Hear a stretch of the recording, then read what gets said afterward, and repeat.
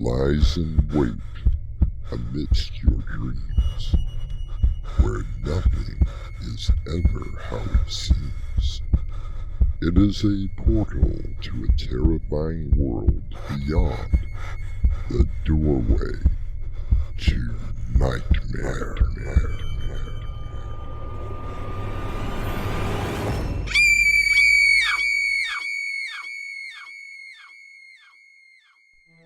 Come in. Welcome. I'm your host, Artemis Black.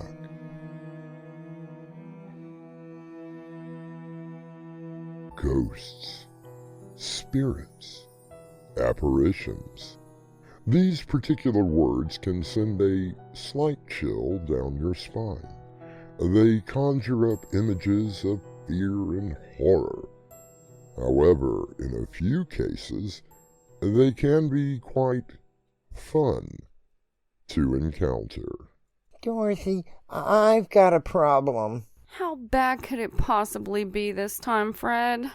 Well, let me ask you, if you knew something bad was going to happen, but you were not allowed to warn someone, what would you do? That is a rather interestingly crazy moral dilemma. If it were me, I would try to prevent whatever was about to happen. Yeah, that's what I was afraid you were going to say. Fred, what's all this about? Well, Dorothy, I have some bad news. Our mystery drama, Haunting Gets a Job, was written especially for Doorway to Nightmare by Crimson McKenzie and Winslow Swan. Our stars include William Stafford, Crimson McKenzie, Dave Arkipov, Annie Mick, Carter Sheriff, and Winslow Swan. I'll be back shortly with Act 1. The only witness to her murder cannot speak. Until now. Click. A Tale of Revenge by Winslow Swan. Now available on Amazon. Revenge is a dish best served cold.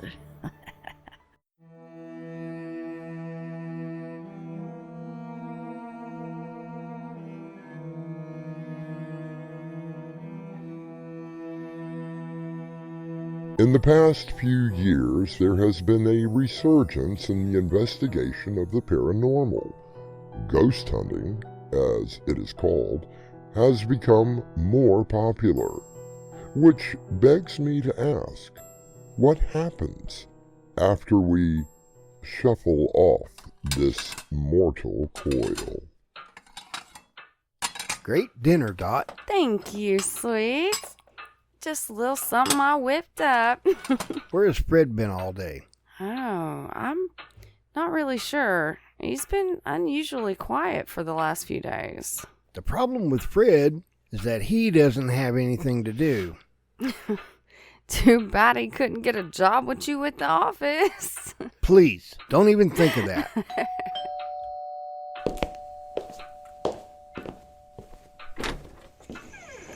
Tigger? What are you doing here? Good evening, Mrs. Peters. Would you mind if I spoke with Fred? Sure. Come on in. Thank you. You know, you could have just whooshed in. I tried to be polite. Oh, well, thank you. Fred? Fred? You around? Digger's here to see you. I swear I had nothing to do with it. Had nothing to do with what exactly? No need to be worried, Fred. Oh, good.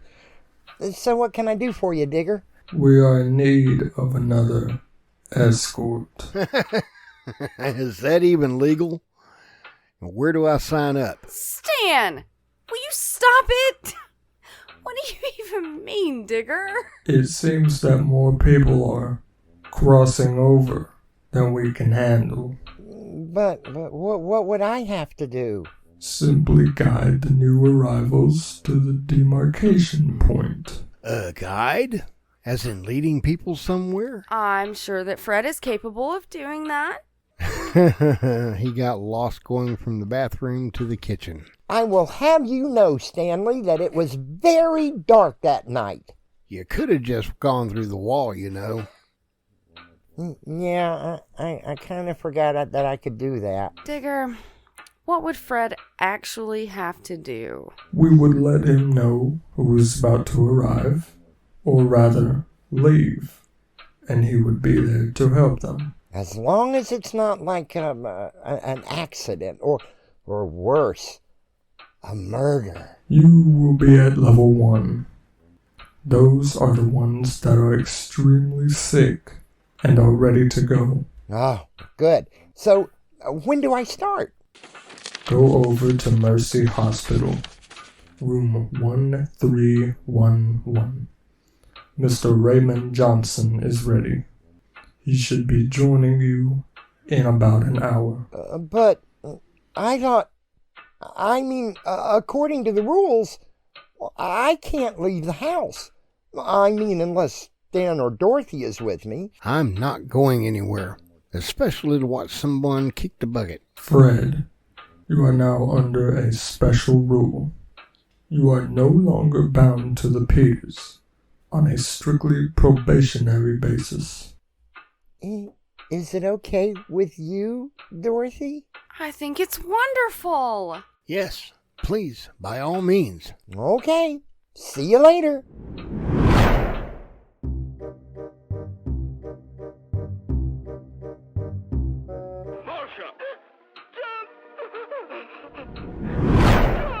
Well, there's our newly employed spirit.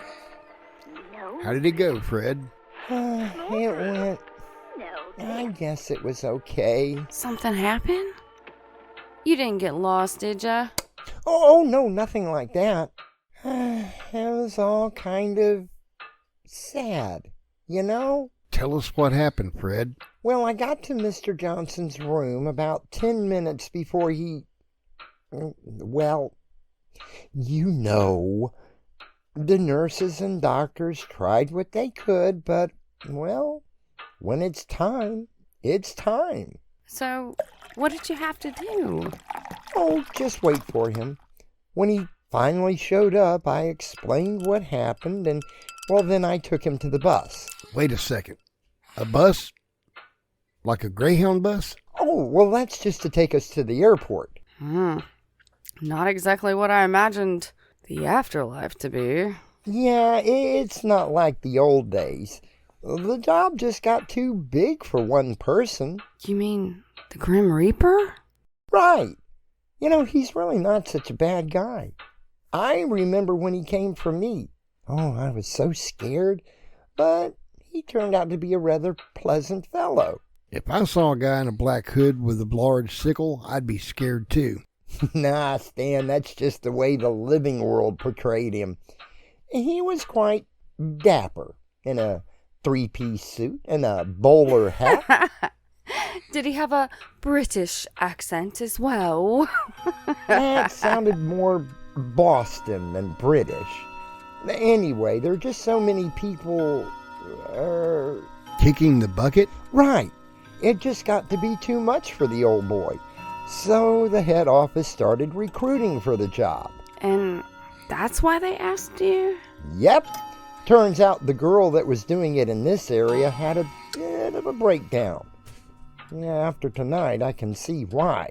Well, I mean, it's not like you didn't know what was going to happen. Yeah, true, but you see, I don't just get a name and a place and a time. Oh, I get the whole life history.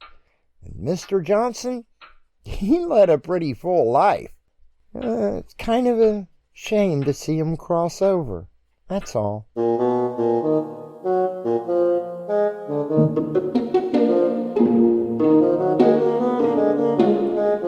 Depending on who you talk to, there are many variations of what happens when you die. Every religion has its own depiction of the afterlife.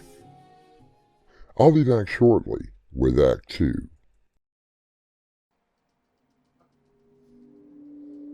It is in all of us, waiting, watching, growing. Evil Within by Winslow Swan, now available on Amazon.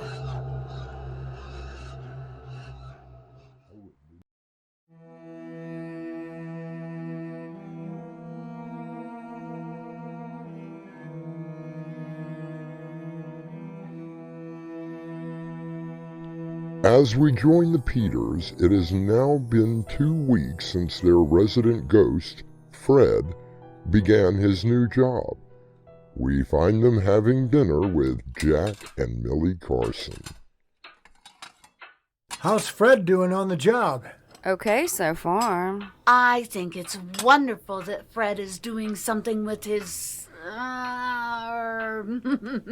well, you know what I mean. At least he's not moping around here all day. He does seem a little more sad than usual. What's there to be sad about? Personally, when I get there, I wouldn't mind having that job. And that's not going to be for a very long time. Hi, everyone. Now there is our handsome escort. How did things go today, Fred? Yeah, congratulations on your new job. Thanks, Mr. Carson. Any juicy tidbits of information from anyone about possible future events? This doesn't involve clairvoyance. Fred just picks up people who've gone on to their reward. It doesn't hurt to ask, Jack. Besides, there might be someone who buried some treasure somewhere and told Fred all about it. If that were the case, we wouldn't have to worry about a thing. No, nothing like that, Mrs. Carson. I just simply guide them to the demarcation point. Would you believe it's a bus? You're kidding. Well, to be fair, it really is a nice bus. Well, I, for one, am glad to see you doing something worthwhile. Right. Dorothy, could I possibly talk to you alone? Okay. Yeah, let's go in the kitchen.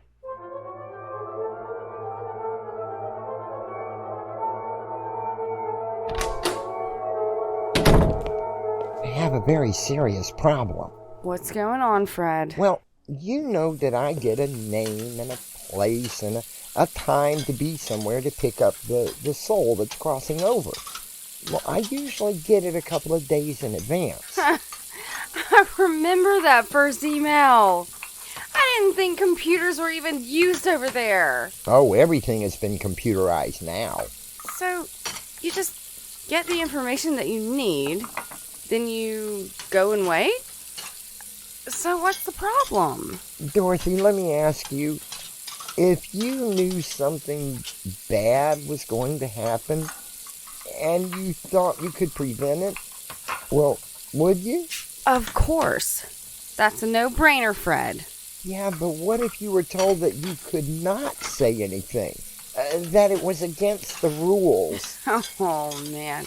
You mean those rules that they tend to change every other day? Oh, Dorothy, please, this is serious. I'm sorry, Fred. So you're asking me if I knew something was going to happen that I could possibly change, would I try to do it? Even though it was against the rules? I think that I would. Yeah, that's what I was afraid you were going to say. Wait. Does this information have anything to do with standing me? Kind of. Then you have to tell me. Rules are no rules, Fred. Here, I accidentally left the travel orders on the kitchen table. I must have forgot to pick them up. I'll see you later. Okay, plausible deniability, I guess. Okay, so let's just see what the heck this says about... What? Oh, hell no! It has to be some sort of mistake. according to Fred, the head office doesn't make mistakes. Oh, really? Putting ghosts and vampires in my house wasn't a mistake? Right? I remember. And what about Fred even coming here? That wasn't a mistake? I guess you're right. Is there anybody you can call about this? I tried calling Control, but apparently he's on vacation. How do you take a vacation in the afterlife? I think he just didn't want to talk to me. I have a question. If this turns out to be something real, I think I know what you're about to ask. what are we going to tell the boys?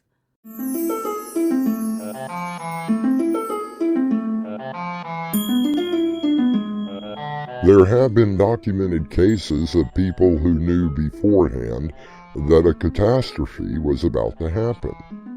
When they revealed their premonition, they were met with ridicule. Of course, they were vindicated when the worst did happen, but that did not do the people involved much good. I'll be back with Act 3.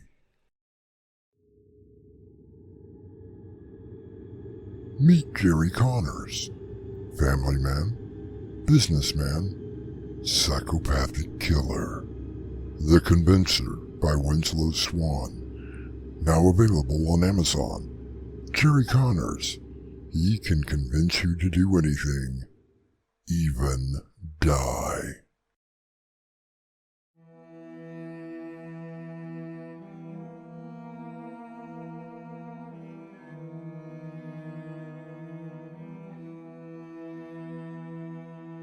Frederick Washington Davis has accidentally given Dorothy some rather distressing news. We now join Millie and Dot in the living room with their respective husbands. So what's the big meeting all about? Yes, you two've been in the kitchen a long time. Stan? Are you feeling okay? Never better. Why do you ask? Jack, you know you have been eating a lot of fried foods lately. When was your last checkup? Now, you know I had one just last week. The doctor gave me a clean bill of health. What's this all about? Honey? You don't feel, sick or faint or anything? Do you? I told you, I'm fine. Now what is this all about? Did you tell them, Dorothy? I'm getting around to it. Tactfully, Fred. Will somebody tell us something? Fred, it isn't time already, is it? Oh, no, Mrs. Carson. We still have a half hour. What happens in half an hour? Somebody say something. Fred got an order to pick up 2 souls yesterday. So what's so bad about that? I mean, is it someone that we know? Oh, you definitely know them. Shut up, Fred! Let me do this in my own way. Wouldn't it be better to just tell them? Tell us what? The 2 people that were on the order that Fred is supposed to pick up at exactly 8 tonight are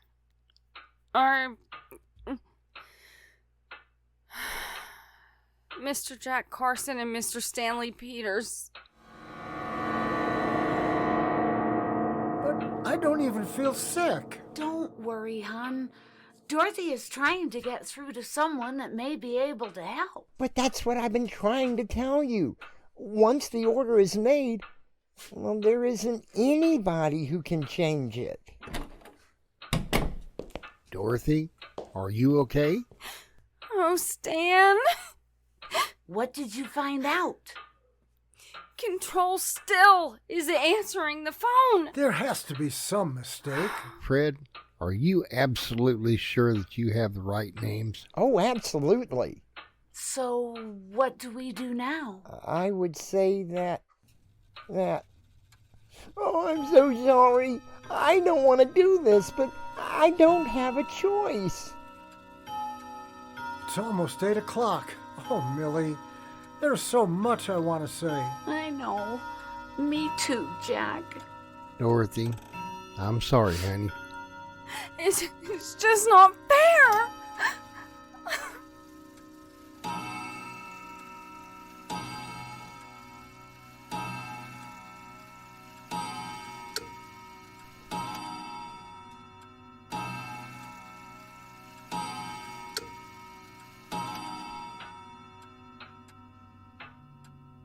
Now what? Something is wrong.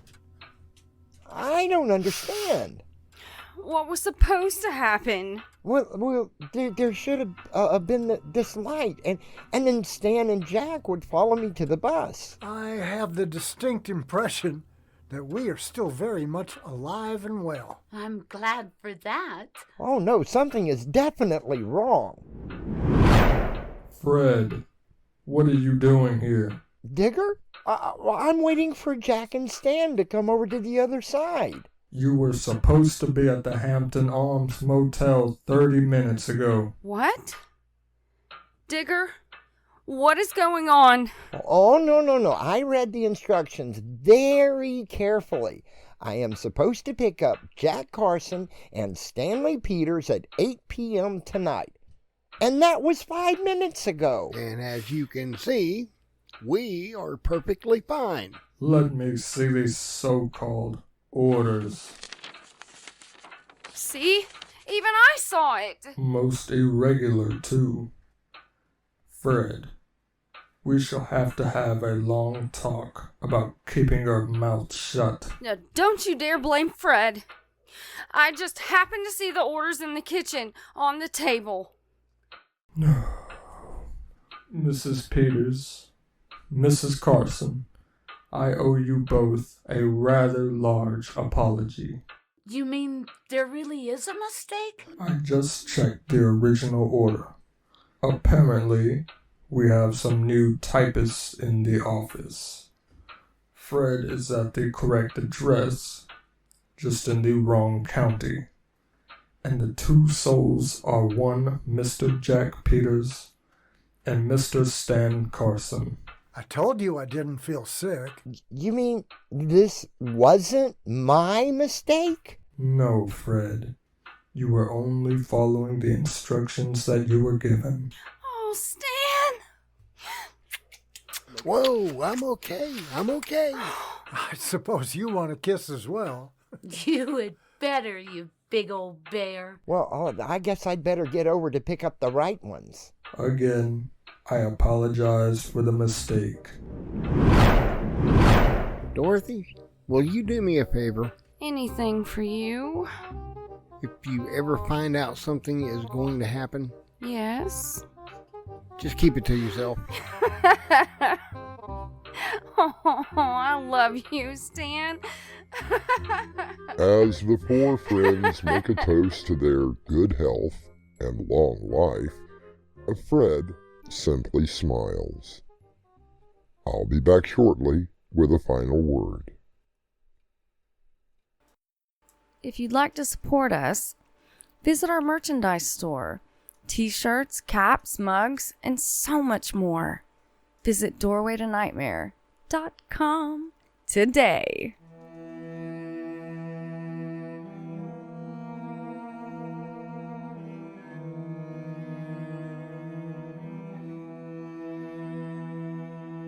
As far as I know, Fred is still escorting departed loved ones to the, bus for their short, flight to their final destination.